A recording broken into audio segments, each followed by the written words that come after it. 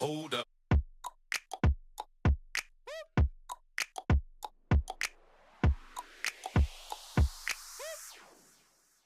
I hope you're having a great day. Today I want to talk about boosting the power of your lungs. As you know, today we live in times where there's a virus that affects the lungs. A lot of lives have been lost because of poor lung function. Lungs are one of the most vital organs in the human body. Every vital organ, like the word vital says, is vital. But lungs, why? We can live without food for a while. We can live without water for a while, but what about oxygen? And our lungs play a role it's our respiratory system. It's as simple as that. You have a problem with lungs, you have a problem with oxygen, you have a problem with oxygen, you have a problem with everything. But there's always something that we can do. While we talk about pranayama, deep breathing, foods that are good for your lungs and all of that stuff, today I'm going to introduce to you to a simple exercise. In fact, it's my new toy. I have it by my desk all the time. We're getting everyone on it. I'm going to demonstrate to you and tell you exactly why it's important and why you should make this little investment in yourself. We live in times where there's pollution. We know how in certain states in our own country and across the world, pollution today is affecting childbirth. It's affecting fertility. It's decreasing the quality of life. We can live longer today because we have so much of advancement in medicine. But what's the quality of life? People are living longer and longer, but a lot of these people living longer lives don't have any quality. They're just suffering. Chronic illness, chronic sickness. Is there something that we can do? Absolutely yes. You know, I always tell people, if you want to take up more work in life, if you want to you're ambitious, you want to do more, you also have to build a strong body and a strong mind if you want to take more. If you don't build up your physical state, your emotional state, your spiritual state, and you still want to take on more and more, you crumble, you burn out. And burnout never has to be glorified. If you know that you have tough times ahead in your business, in your relationship, in life, or whatever it is, you got to be strong. You got to make yourself strong for that. You can't expect everything to be fine when your body's weak, when your mind is weak, when your spiritual core is weak. So we're talking about lungs today. The exercise I'm going to show you is going to help you to strengthen your lungs. It's going to help you to break down fluid in your lungs. We all know that if we accumulate more fluid, that causes more and more complications. It reduces the mucus buildup as well. The exercise that I show you today. The problem is when we have a lot of mucus buildup. Mucus is not a bad thing. Mucus is part of our immune response. So if I breathe in some dust right now or an allergen or some pollution or particles and stuff like that, my immune system already identifies this as foreign invaders and it starts producing mucus in my nose, wet, sticky mucus, so it can trap germs, it can trap pathogens. We secrete mucus in different tissues of our body to protect us. The problem is when you generate too much of mucus and that mucus starts to accumulate in your lungs and you constantly coughing, you have a wet cough, you have a dry cough, and then that mucus gets infected. And that mucus changes its color to green and yellow, and then you need antibiotics and all of that stuff. So the exercise that we do today is going to help us to break down and reduce the mucus buildup that you have in your lungs.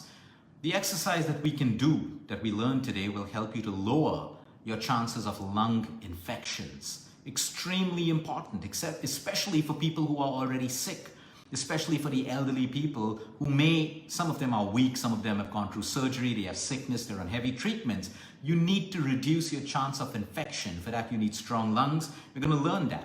The onset of pneumonia, or even when you have pneumonia or after pneumonia, you got to rebuild your lung functions. Your doctors are going to show you an X-ray or a CT scan of your lungs with all these hazy patches all over. And yes, that's infection and it needs to break down. For that, why do some people have to go on oxygen? Because your lungs have so many patches in, they can't breathe on their own anymore. So you need the support of oxygen until the infection clears up and then your lungs are able to breathe. So we got to exercise our lungs like we exercise every muscle in the human body.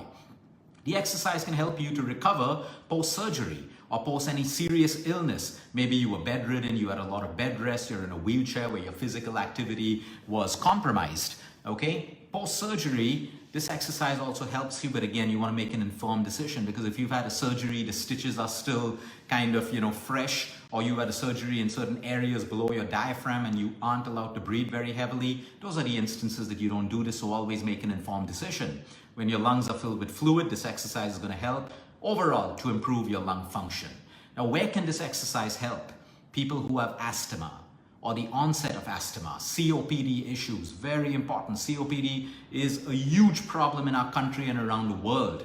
And you need to understand that it progresses, and you can slow down the progression by looking after your lungs. This exercise is going to help you with that. Lung cancers, because as you have tumors or new cancer cells growing in your lungs, it prevents you from breathing the right way, decreases your oxygen saturation, and that's why you got to help your lungs breathe better.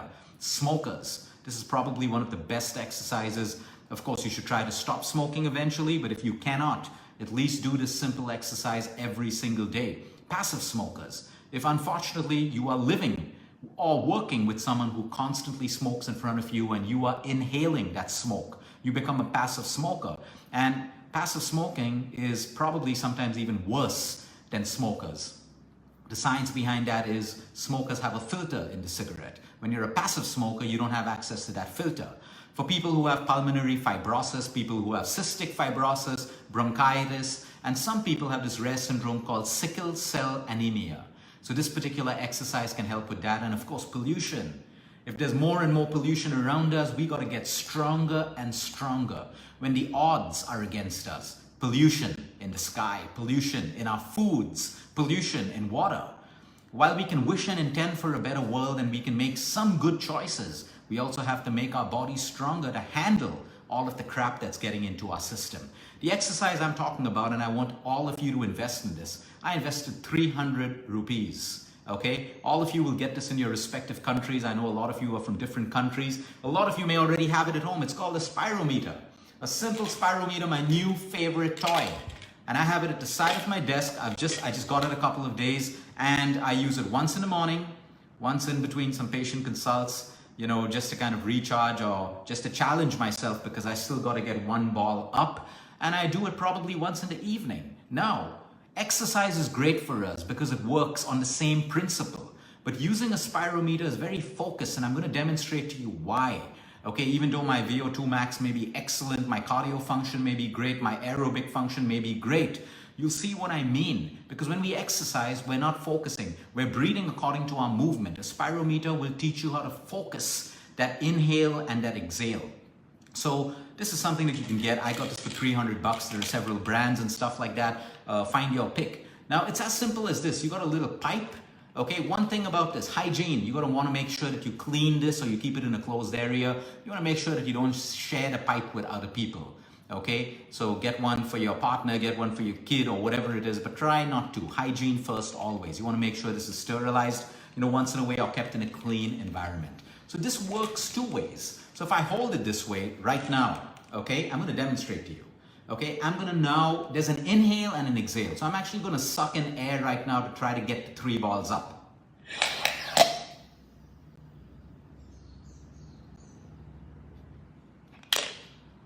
That's one.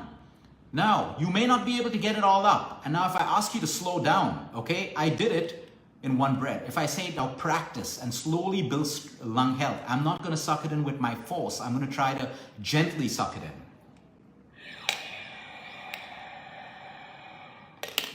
You see that? I could just get 2 balls up. If I use force,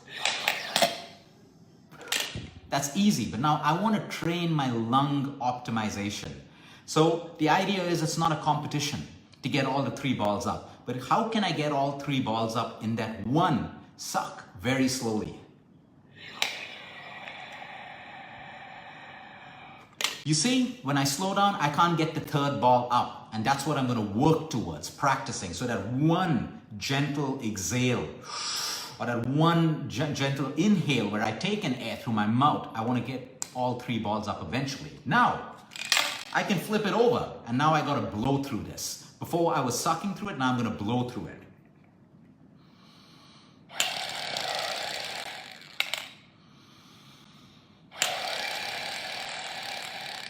You see that? I can't get the 3rd ball up. And this was with force. Now I'm going to teach you the right practice where I gently do it.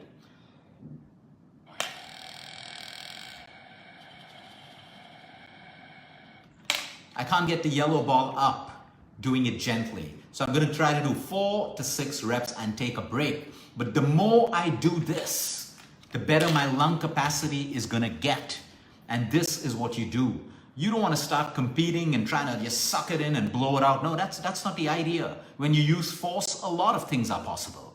But when you do it the right way, you make your inhales and your exhales more powerful. And as you see, a lot of people may not even be able to get one ball up. The idea is not to feel bad about that. What are your lungs trying to tell you? They need to get stronger. So this should not become a demotivating tool for you. It should become a tool to inspire you. That, okay, this is where my lung function is right now. And I want to improve. I want to get the first ball up. And then I want to see how long I can keep that ball up.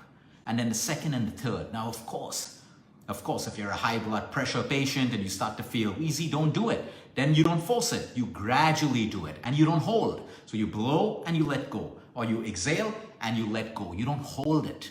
And like I said, always make informed decisions. If I've had a surgery and I've got stitches, constantly blowing and inhaling and exhaling may cause me abdominal pain. So make an informed decision. You can do this once a day. Start with it once a day. For me, I want to do it thrice a day because I want to achieve all those 3 balls going up and then holding it as long as I can. Let me give you an example.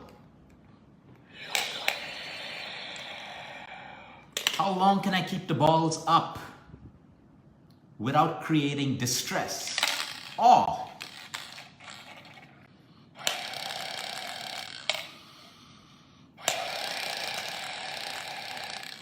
how long can I keep them up without creating distress? So you see, this is more challenging for me. It inspires me. Now, everyone is different. Everyone is unique.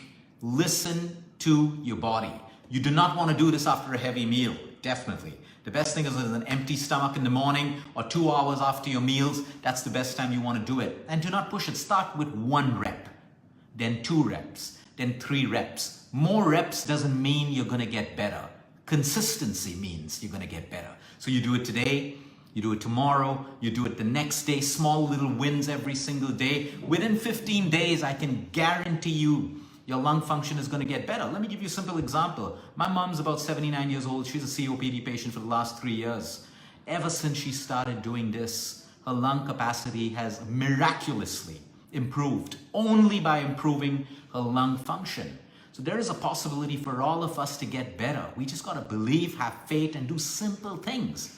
And a lot of you will say that I do pranayama. Yes, okay, I do pranayama as well. But you can't reach that kind of force and focus with pranayama. So continue doing your pranayama, but also continue doing this. And you'll actually find that your pranayama gets better, your holds get better, the inhales get deeper and longer, the exhales get deeper and longer, and you start to feel better and better. So try to get this as quickly as possible. Get it for your parents, get it for yourself, get it for everyone. I mean, children use it. It's great for their lung capacity, and especially if you're sedentary, this is something that all of you should have. Number one, you shouldn't be sedentary. But some people have to be sedentary because of their disease, their ailments, or whatever they have. But today, you can use it.